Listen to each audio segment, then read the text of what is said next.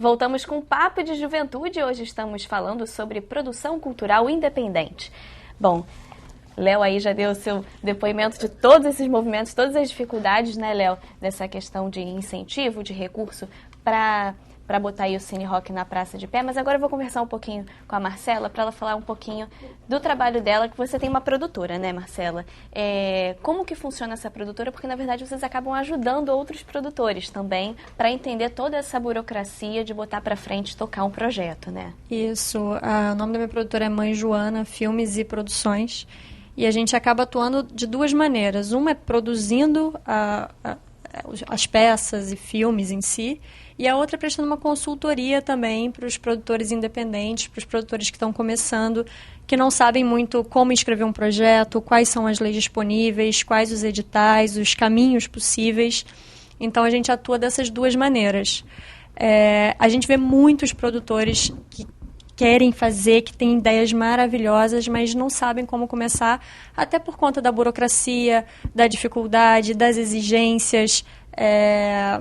Então, é um pouco nesse sentido. A produtora é mais focada na área do teatro, né? No caso do trabalho de vocês. E vocês começaram bem independente também, que a primeira peça de vocês foi dentro de um apartamento. Isso. A produtora, a Mãe Joana, é a produtora de uma companhia de teatro chamada Probástica Companhia de Teatro.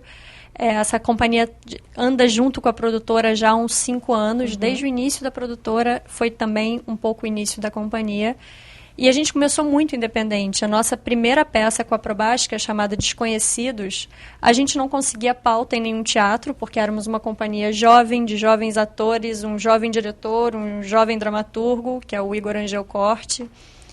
E não conseguimos pauta, não conseguimos espaço, também não conseguimos dinheiro, porque as leis de incentivo, elas também têm um pouco essa questão de darem na mão do setor privado a maior parte da decisão sobre para onde vão os recursos. Então, nenhuma empresa também quer apostar, poucas empresas querem apostar em jovens atores ou em jovens produtores.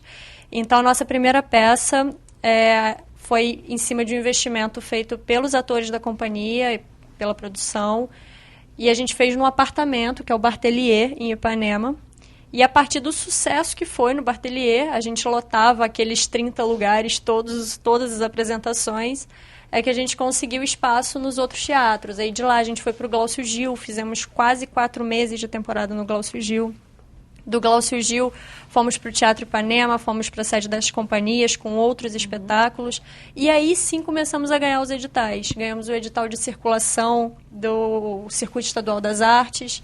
Agora estamos circulando com uma outra peça, que é Elefante, com o patrocínio da Petrobras. Então é isso, é muito dessa vontade que o Léo estava falando, de você começar e pôr a cara e mostrar o trabalho, que depois esse investimento ele vai retornar. Seja através das leis de incentivo ou dos editais, ou mesmo de outros caminhos, né? Hoje a gente tem o crowdfunding, a gente tem a economia criativa, tem essa coisa colaborativa que esse movimento está acontecendo e é bem legal. Então, é muito também do produtor entender qual é o formato do produto dele, da arte dele, para entender quais são os caminhos possíveis para viabilizar aquele projeto. Olha, o depoimento da Marcela mostra como o Estado é burocrático nas suas relações. Agora temos que entender que é dinheiro público. Então você vai buscar um dinheiro público e você tem que submeter as regras para que esse dinheiro público vá até você e a regra de prestação de contas. É por isso a importância de você ter uma simplificação para pequenos valores e pequenos projetos, em que você possa fazer o incentivo através do CPF e que você possa ter uma simplificação na prestação de contas, com fotografias, com vídeos. E isso mostra que aquele recurso foi bem empregado. Então, essa forma de você ter editais, né, mais simples, eu vejo que permite com que você possa fazer com que haja a busca desse recurso. E quando você fala das empresas, as empresas querem colocar o seu nome, a sua marca, num grande espetáculo, num grande filme.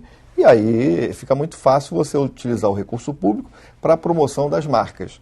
Então, é por isso que, na nova lei, a gente busca um equilíbrio para que o recurso vá para o Fundo Estadual de Cultura e esse fundo possa fazer parte desse recurso, vai para aquela empresa que está incentivando a cultura e parte do recurso o Estado possa utilizar e empregar para os pequenos empreendedores e produtores culturais que possam dinamizar aí o Estado. Justamente, no nosso caso, o primeiro edital que a gente ganhou com a companhia foi o Circuito Estadual de Cultura. A gente levou a peça para Búzios, para Mangaratiba e para São João da Barra.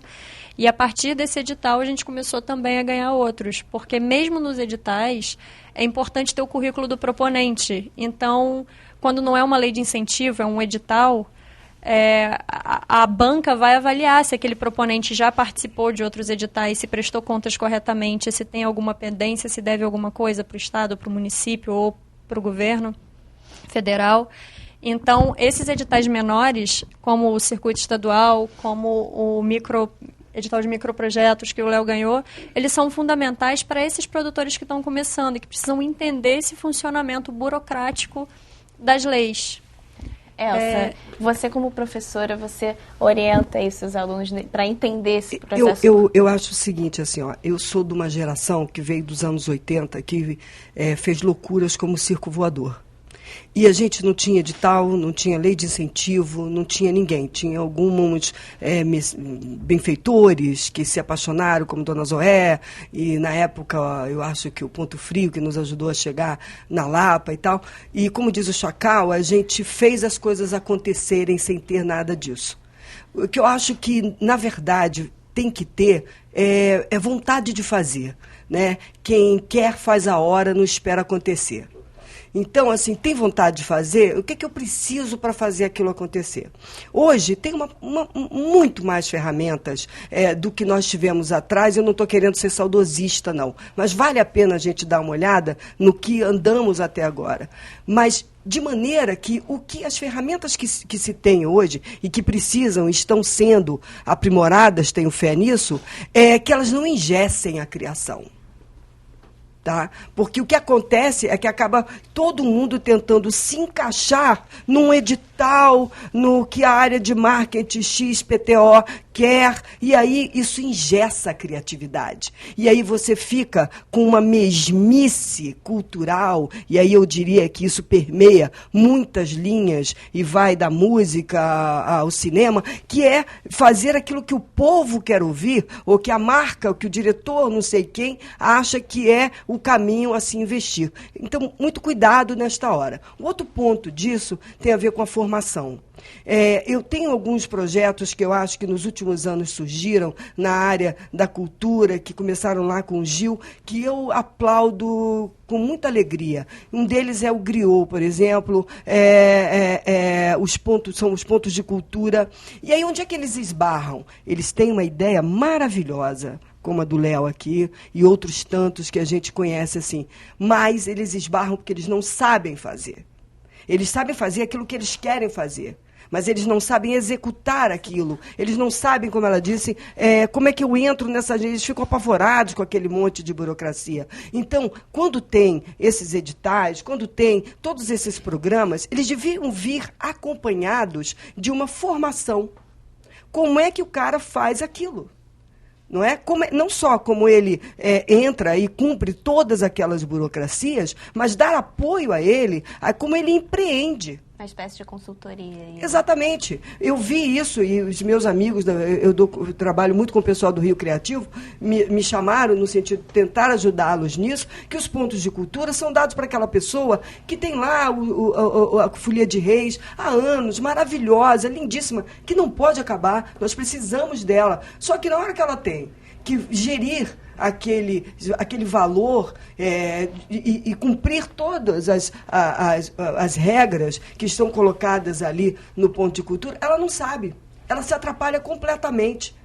Entende? Então, assim, essa pessoa ela precisa de ajuda. Eu sei que hoje a Secretaria vem avançando no sentido de buscar preencher essa brecha, mas a gente precisa ir mais longe. E precisa, de fato, burocratizar menos. Eu já me vi tendo que devolver um dinheiro porque eu não tinha fotografado a pessoa da limpeza limpando. Então, assim, se eu fiz um evento, eu tenho limpeza. Eu tive que devolver um dinheiro porque não tinha um fotógrafo que estava fotografando todos os itens, mas eu não fotografei ele fotografando. Então, eu acho que, assim, vamos fazer... sabe? Vamos procurar dar formas para as pessoas que criam fazer e criar mais. E porque é disso que a gente precisa. E nisso de criar mais, eu vou conversar com a Mariana e com a Kátia, porque muito atrelado à produção é a questão da criatividade, né? Que isso tem que estar presente na vida de vocês o tempo todo. Você, Kátia, tem uma experiência aí de 16 anos na área de produção de eventos. Como que você lidou com isso durante esse tempo? Eu venho trabalhando há 16 anos com isso. E comecei de uma forma, assim, muito... Não imaginava que ia trabalhar nisso, caí meio que de paraquedas e acabei me apaixonando pela profissão e fui fazendo, me aprofundando. E hoje venho fazendo trabalhos em várias áreas, né? Dentro da produção de eventos, desde a logística, assessoria de imprensa, enfim, uma prestação de serviços. E concordo muito com o que a Elsa falou a respeito da iniciativa das pessoas. Acho que falta a mente criativa, sabe? Quando a pessoa tem essa coisa de criatividade, ele busca ferramentas, ele busca recursos que vão ajudar para que o projeto dele cresça e apareça e consiga o espaço que ele precisa. E posso falar sobre isso em 2 âmbitos, porque já trabalhei tanto no público quanto no privado. Então, eu vi, assim, por exemplo, em cidades pequenas, tem muito essa coisa de apoiar eventos. Então, às vezes, a prefeitura e tal apoia um evento e dá a divulgação, ou dá um equipamento, dá alguma coisa assim. Mas, às vezes, quando você vai receber o projeto, a gente que sentado lá, a gente precisa desmistificar um pouco essa coisa de que é muito complicado a pessoa incentivar, porque muitos produtores eles têm medo de escrever o projeto e de ir lá, eu não entendi nada, eu não sei fazer. Então, não tem, às vezes, falta quem ensine, quem oriente até a pessoa a fazer. E encoraje a fazer, né? E também o que acontece muito com projetos que chegam para a gente lá, ou chegavam na época que eu estava lá, os projetos, às vezes, eles vêm incompletos. A pessoa tem uma ideia maravilhosa, mas não tem o local...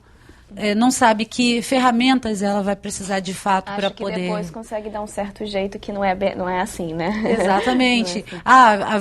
Isso não vai ser contemplado porque não foi pedido. Não foi pedido. Mas aí dá-se um jeito. Sim. Mas como vai dar um jeito? Mariana, você passou por isso também, dessa questão na produção dos eventos? Eu também sou produtora, né? A minha atuação é mais dentro da questão da criatividade, o produtor criativo de fato. E é complicado para a gente, dentro da profissão, né, seguir o caminho sem saber muito por onde. As coisas ainda são muito complicadas, muito burocráticas, e a gente não... Muitos produtores não sabem por onde seguir. Então, acho que é bacana, assim, a gente ter a questão da profissionalização, a questão da burocracia, sim, mas um pouco mais simples, para poder ajudar quem está nesse caminho e não tem ou recursos ou outras maneiras de expandir o trabalho e saber como fazê-lo. Tá ótimo. Eu queria agradecer muito a presença de vocês. Nosso tempo acabou. Boa sorte aí nos projetos de vocês. Muito obrigada, tá, deputado, pela sua presença. E obrigada a você aí de casa que acompanhou o nosso bate-papo de hoje. Para rever este programa, acesse o nosso site www.tvalerj.tv. Também estamos no YouTube. É só acessar o canal da TV Alerj que aparece aqui na sua tela. Sugestões e opiniões? Escreva pra gente. papodejuventude@tvalerj.tv. Até semana que vem. TV Alerj, o canal do povo fluminense.